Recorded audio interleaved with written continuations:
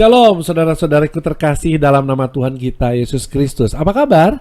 Semoga kita semua dalam kondisi baik dan selalu diberkati oleh Tuhan. Amin. Kita jumpa kembali dalam acara Sapaan Rohani yang diadakan oleh Badan Pelayanan Nasional Pembaharuan Karismatik Katolik Indonesia. Pada malam hari ini pujian dan pewartaan akan dilayani oleh tim dari BPK PKK Kuskupan Agung Jakarta. Sebelum kita mau menikmati pujian penyembahan dan pewartaan firman, saya mengetuk pintu hati Bapak dan Ibu saudara-saudari terkasih yang sudah diberkati Tuhan dengan berkat yang melimpah dan rindu untuk boleh menjadi saluran berkat bagi pelayanan kita. Mari kita berikan persembahan kasih melalui rekening yang sudah disiapkan. Mari saat ini kita boleh menyiapkan hati kita mau memuji dan menyembah Tuhan agar hati kita siap untuk menerima pewartaan firman pada kesempatan kali ini. Selamat menikmati, Tuhan Yesus memberkati. Shalom Bapak Ibu Saudara-saudari yang terkasih dalam Kristus. Saya yakin dan percaya kalau kita boleh ada dimanapun kita ada, sungguh karena anugerah Tuhan yang luar biasa. Dalam Ratapan 3 ayat 22 dikatakan, tiada berkesudahan kasih setia Tuhan. Dulu, sekarang, sampai selama-lamanya kasih-Nya tidak pernah berubah. Selalu baru setiap pagi. Dan mari kita datang pada hari ini di hadapan Tuhan. Dengan ucapan syukur kita masuk gerbangnya dengan puji-pujian. Dengan rasa syukur kita. Sebab Dia Allah yang memelihara hidup kita dengan limpah. Dia Allah yang mencintai kita dan menyertai kita sampai selama-lamanya. Masuk gerbangnya dengan penuh syukur. Sebab Dia Allah yang mencintai kita. Katakan sama-sama. Datanglah ke baitnya dengan hati bersyukur, ke dalam pelatarannya dengan hati berserakan, dan lihatlah betapa baiknya Tuhan bagi yang berlindung padanya. Akan bersorak-sorai, akan bersorak-sorai, yes, akan bersorak-sorai dengan mengangkat tangan-tangannya kepada Tuhan. Sebab Dia baik, kuasanya untuk selamanya, kasih setianya. Bersyukurlah kepada Tuhan, sebab Dia baik, kuasanya selamanya, kasih setianya. Sungguh tidak berkesudahan kasih setia Tuhan. Datanglah ke baitnya dengan hati bersyukur, ke dalam penatarannya dengan hati bersuka. Rasakan dan lihatlah betapa baiknya Tuhan bagi yang berlindung padanya. Akan bersorak-sorai, akan bersorak-sorai, akan bersorak-sorai. Bersyukurlah kepada Tuhan, sebab Dia baik, kuasanya untuk selamanya, kasih setianya.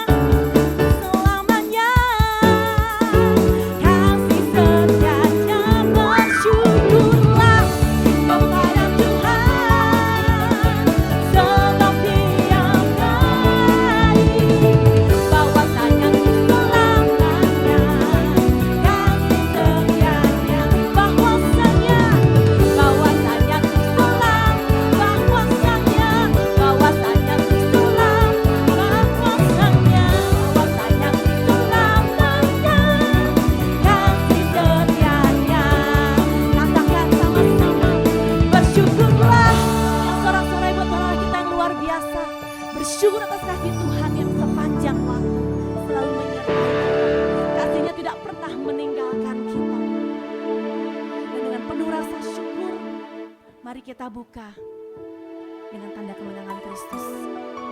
Demi nama Bapa dan Putra dan Roh Kudus. Amin. Kami bersyukur Bapa untuk setiap kasih setiamu yang tidak pernah meninggalkan kami.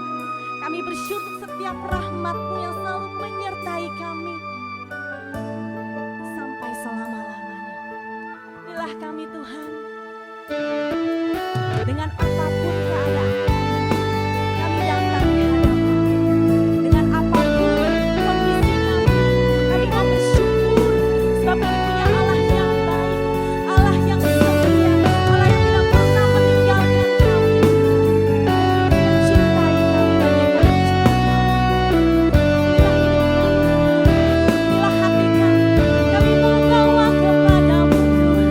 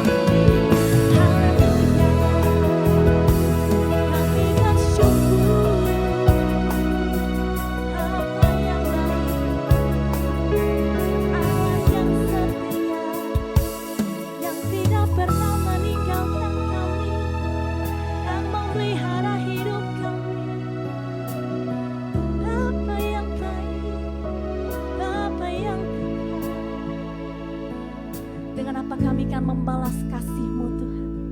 Kau tetap Allah yang mencintai kami. Kau tetap Allah yang merancangkan yang baik kepada kami. Dan rancangan-Mu tidak pernah gagal dalam hidup kami. Inilah kami Tuhan di hadapan-Mu, setiap anak-anak-Mu. Dan kami bersyukur punyalah seperti Engkau, Allah yang baik, Allah yang setia, Allah yang luar biasa dalam hidup kami. Kami bangga mempunyai Allah seperti Engkau. Kami mau terus tetap bertekun Tuhan di dalam cinta kami kepadamu. Kami mau terus Tuhan mendekat kepadamu, terus mencintai-Mu dengan seluruh keberadaan kami. Sebab Engkau yang telah mencintai kami terlebih dahulu. Dan kalau sebentar lagi Tuhan kami ingin mendengarkan firman-Mu, mari Tuhan bersabdalah melalui hamba-Mu Ibu Yustisia Elisa. Berkati agar setiap kata-katanya semuanya meneguhkan kami terus tetap bertekun di dalam Engkau. Demi Kristus Tuhan dan pengantara kami. Amin.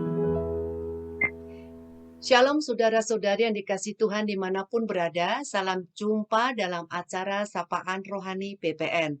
Perkenalkan, nama saya Yustisia Elisa Sagita. Saya dari FKPM BPK PKK KAJ. Dan pada kesempatan kita kali ini, saya akan bersama saudara-saudari terkasih merenungkan sebuah judul renungan bertekun dalam doa.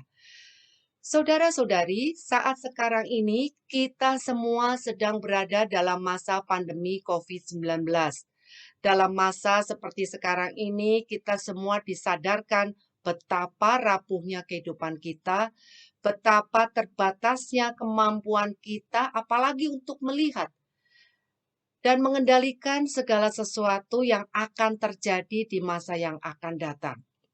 Ketakutan akan masa datang tidak jarang menimbulkan rasa khawatir dan cemas yang berlebihan.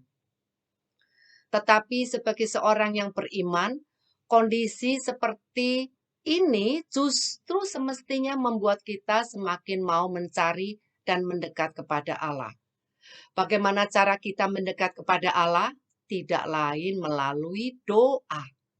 Seperti yang dikatakan Santa Teresa dari Avila, bahwa doa adalah sarana komunikasi untuk membina persahabatan manusia dengan Allah. Persahabatan dengan Allah yang lahir dari sebuah relasi, dan dalam berelasi dengan Allah, kita akan mengalami pengalaman-pengalaman perjumpaan sesuai dengan kondisi kita masing-masing. Yang dalam kondisi sedih, kita akan merasakan pengalaman dikuatkan dan dihibur. Dalam keputusasaan, kita akan merasakan diberi pengharapan dan diajarkan untuk melihat dari cara pandang Allah. Lalu bagaimana? Berdoa dengan tekun, syaratnya apa? 1. Berdoa dengan kesungguhan hati.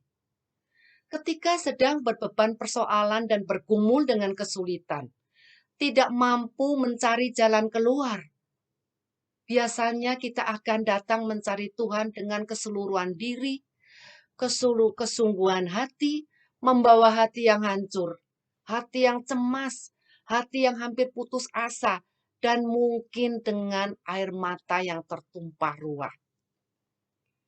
Saat ini, kebutuhan berjumpa dengan Allah, kebutuhan memperoleh pertolongan Allah terasa begitu mendesak. Saudara-saudari, seperti ini pernah saya alami beberapa puluh tahun yang lalu.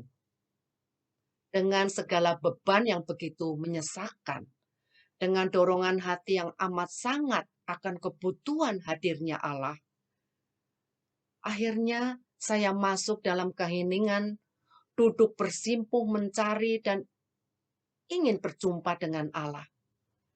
Saat itu saya berdoa novena Hati Kudus Yesus, beberapa putaran di waktu yang sama, di saat yang sama. Memang masalah saya tidak segera hilang, tetapi cara pandang dan kekuatan saya menanggung persoalan sungguh dikuatkan Allah.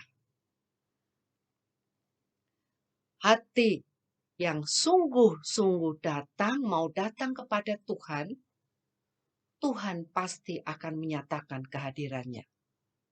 Yang kedua adalah berdoalah dengan tekun dan setia.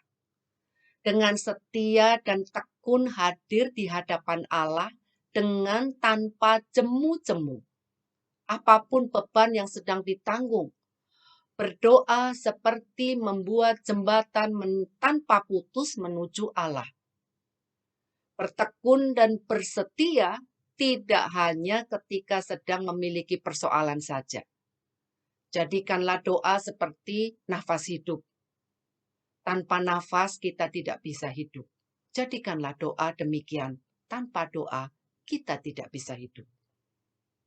Bermula dari memiliki persoalan, membuat hidup dan ritme doa terbentuk, dan akhirnya doa menjadi hal yang rutin dan berelasi dengan Allah, tidak sekedar membina relasi karena kita membutuhkan sesuatu, tetapi sebuah kebutuhan untuk bersahabat dengan Allah dan sebuah kerinduan untuk selalu hadir dan berjumpa dengan Allah. Saudara-saudari, sejak kita dibaptis, sebenarnya Tuhan telah hadir dan masuk dalam hidup kita. Dan kini Tuhan juga menginginkan kita masuk dalam hidupnya, supaya kita boleh merasakan relasi yang mendalam dengan Allah dalam sebuah persahabatan yang indah bersama Allah.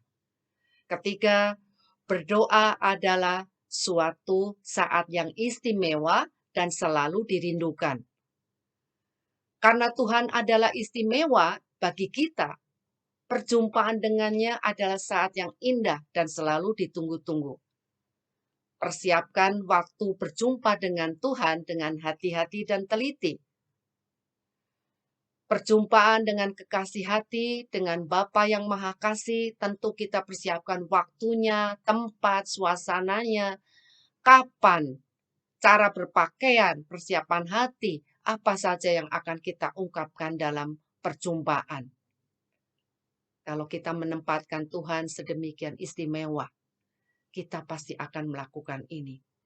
Ketika teringat bagaimana saat dulu kita pertama kali jatuh cinta, untuk berjumpa saja dengan seseorang yang baru begitu menarik hati bagi kita pun, kita akan melakukan ini. Apalagi Tuhan yang telah menyatakan kasih-Nya yang tidak terbantahkan kebaikannya. Kita pun akan melakukan yang sama, bahkan lebih. Saudara-saudari, manfaatkanlah waktu bertemu dengan Allah, waktu berdoa hanya untuk berdoa. Janganlah berdoa sambil kita melakukan hal-hal yang rutin. Sebaliknya, sepanjang hidup kita, baik melakukan kegiatan apapun, persembahkanlah waktu itu sebagai waktu doa. Artinya, ketika kita mengerjakan pekerjaan sehari-hari pun, kita bisa tetap mengarahkan hati kepada Tuhan. Kita ucapkan dengan doa yang sederhana, misalnya, kita panggil nama Yesus. Ketika kita sedang berkendara dan dalam keadaan macet, kita pun tetap boleh mengarahkan hati kepada Tuhan. Melakukan doa-doa pendek, atau hanya sekedar mengarahkan hati dan menyatukan hati kepada hadirat Allah. Kalau hidup kita ingin kita persembahkan seluruhnya kepada Allah, hidup kita akan menjadi hidup doa. Lalu apa manfaat doa bagi hidup kita? Saudara-saudari, tentu banyak di antara kita yang telah pernah mendengar bagaimana orang disembuhkan oleh doa, melalui kuasa doa. Doa yang tekun akan menghadirkan rahmat kesembuhan bagi kita, bagi siapa yang memohonnya. Tentu terjadi seturut dengan rancangan dan kehendak Allah. Saudara-saudari, sering orang mempunyai penyakit fisik berawal dari penyakit hati, penyakit rohani.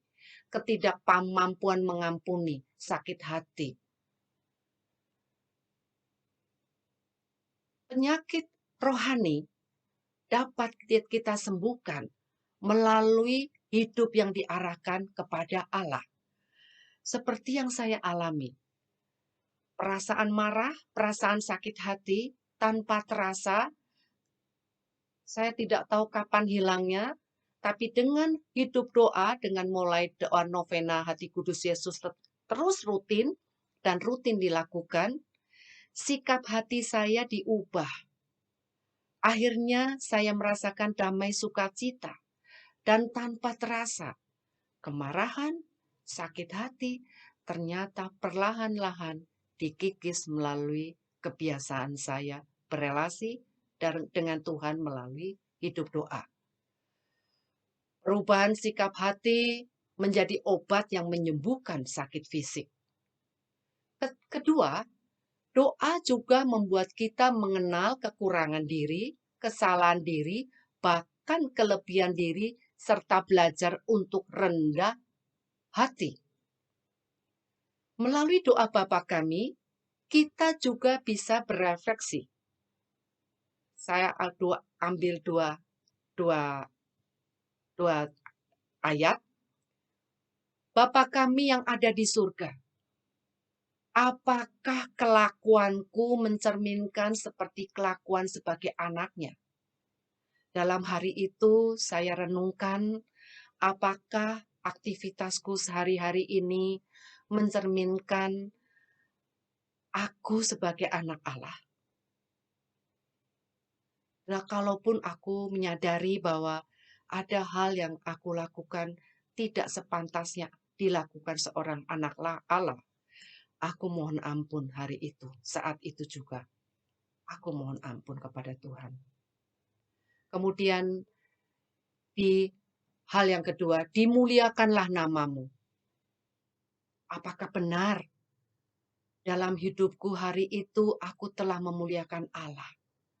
Apakah karyaku, perbuatanku tidak mencemarkan nama Allah? Sebagai wujud aku menghormati Allah. Sebagai hal yang terhormat, tersuci, teragung, apakah tingkah lakuku hari itu tidak mencemarkan namanya yang kudus, yang agung?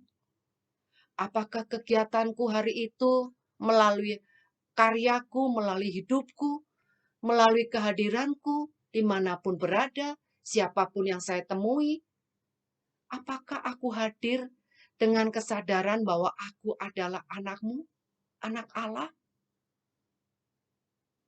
Dan seterusnya. Doa Bapa Kami bisa menjadi alat refleksi kita untuk menyadari kekurangan diri, kesalahan diri. Selain itu, doa juga mengajarkan kita untuk merendahkan diri di hadapan Allah. Sebagai ciptaannya yang kecil, rapuh, dan selalu membutuhkan hadirnya kuasa Allah. Tidak mampu hidup sendiri. Kita sungguh membutuhkan Allah, membutuhkan kuasanya, membutuhkan bimbingannya, membutuhkan perasaan bahwa Allah ada di sekitar hidup kita. Doa juga mengajarkan kita merendahkan diri di hadapan sesama. Selain di hadapan Allah, dengan kesadaran kita adalah ciptaannya, kita juga harus belajar merendahkan diri di hadapan sesama. Karena tidak ada yang perlu disombongkan. Sesamaku juga adalah ciptaan Tuhan yang sama-sama dikasihi.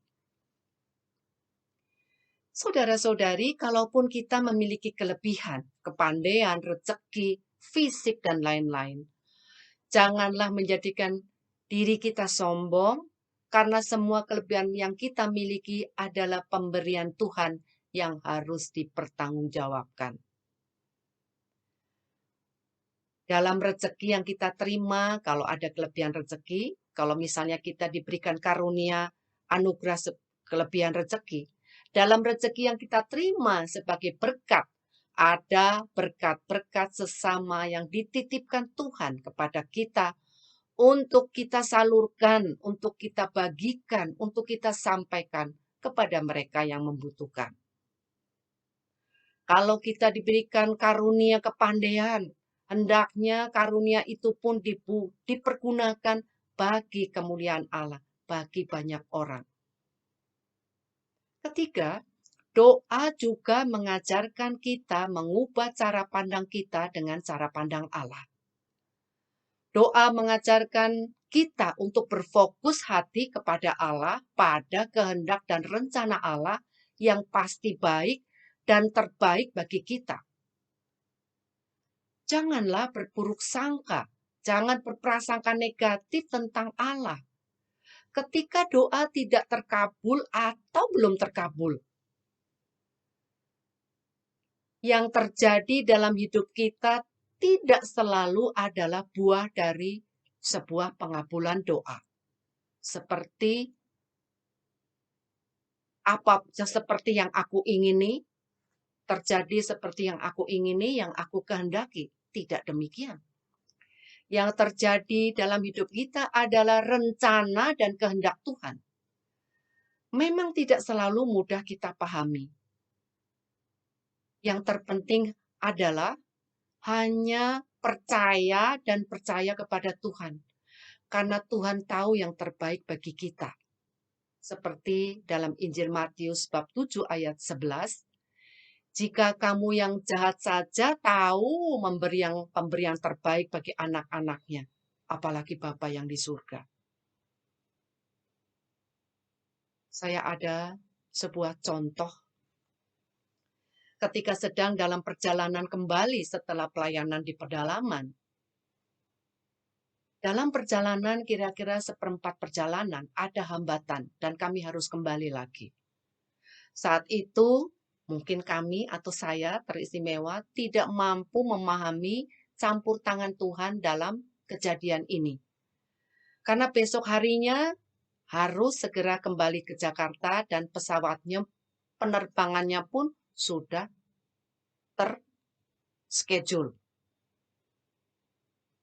Esok harinya kami baru mengetahui, saya baru bisa menyadari, kalau kami meneruskan perjalanan, kami akan terjebak di tengah hutan dengan hujan yang sangat deras dan jalan-jalan yang hancur karena tergerus oleh air.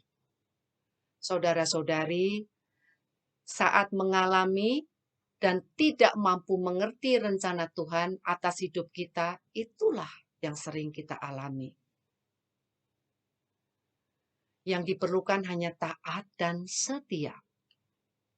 Karena dalam setiap peristiwa, baik itu pahit ataupun manis yang diizinkan Tuhan terjadi, pasti adalah yang terbaik bagi kita.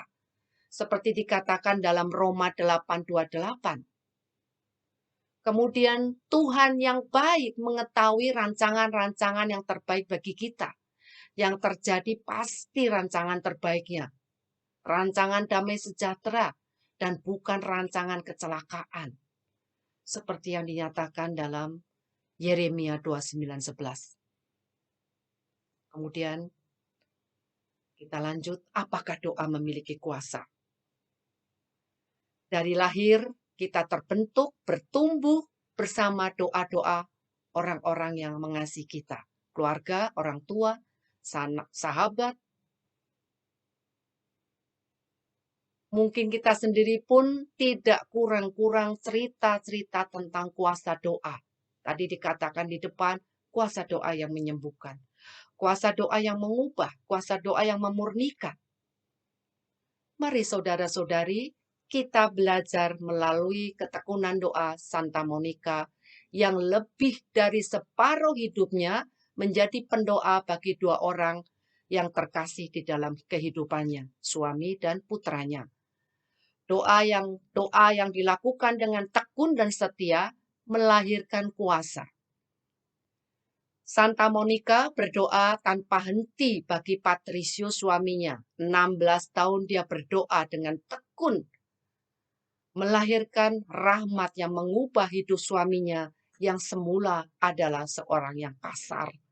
Pemarah, peminum, tidak setia, bahkan tidak percaya kepada Tuhan. 16 tahun doanya berbuah.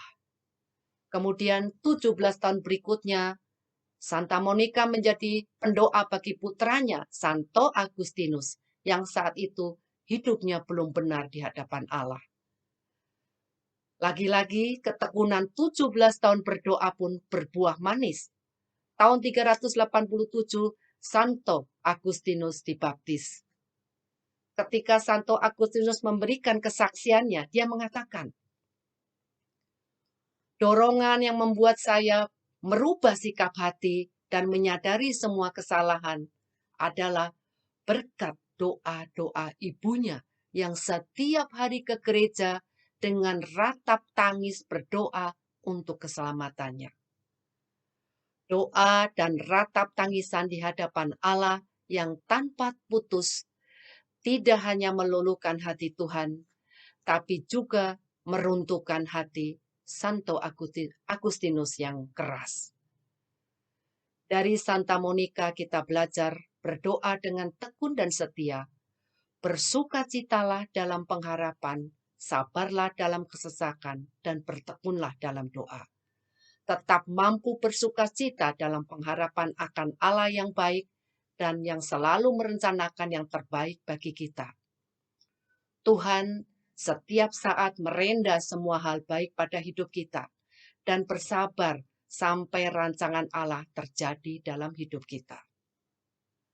Tuhan selalu mendengarkan dan menerima doa-doa kita. Yang terjadi dalam hidup kita adalah hal-hal terbaik bagi hidup kita, seturut belas kasih dan kuasa-Nya. Sebagai penutup, saya akan mengutip dari buku harian Santa Faustina. Bukan rahmat, bukan wahyu, bukan penampakan, bukan anugerah yang membuat suatu jiwa menjadi sempurna, tapi kesatuan mesra dengan Allah. Dan itu bisa kita raih ketika kita membina hidup doa dengan baik. Melalui hidup doa kita akan masuk di dalam bimbingan Allah. Terima kasih. Tuhan Yesus memberkati, dan sebelum kita tutup, mari kita berdoa. Dalam nama Bapa dan Putra dan Roh Kudus. Amin. Bapa di dalam surga, kami mengucap syukur atas waktu yang Kau berikan sehingga kami boleh merenungkan bersama tentang ketekunan doa. Tuhan Yesus, kami percaya bimbingan-Mu melalui doa tetap hidup sampai saat ini bagi siapapun yang mengandalkan Engkau, yang ingin belajar menyadari Engkau dalam hidup kami, dalam bahtera hidup kami, dan terus mengandalkan-Mu agar kami suatu saat boleh menjadi pemenang dan boleh masuk di dalam Yerusalem abadi. Tuhan Yesus, yang terjadi dalam hidup kami tidak selalu hal-hal yang manis. Beri kami kekuatan untuk menyadari bahwa apapun yang terjadi adalah hal yang terbaik bagi kami. Kalaupun di antara kami ada yang sedang berbeban berat, Tuhan, beri peneguhan, beri kekuatan Tuhan, agar kami boleh tetap mengandalkan Engkau, tetap bersetia, tetap bertekun, tetap teguh, dan percaya bahwa Engkau pasti akan memberikan yang terbaik bagi kita. Terima kasih Tuhan Yesus. Kemuliaan kepada Bapa dan Putra dan Roh Kudus, seperti pada permulaan, sekarang, selalu, dan sepanjang segala abad. Amin. Dalam nama Bapa dan Putra dan Roh Kudus. Amin. Terima kasih. Terima kasih kepada Ibu Justisia yang telah memberikan taburan firman-Nya pada hari ini. Dimanapun kita ada, kita punya Allah yang luar biasa. Dia Allah yang terus mencintai kita dari dulu, sekarang, sampai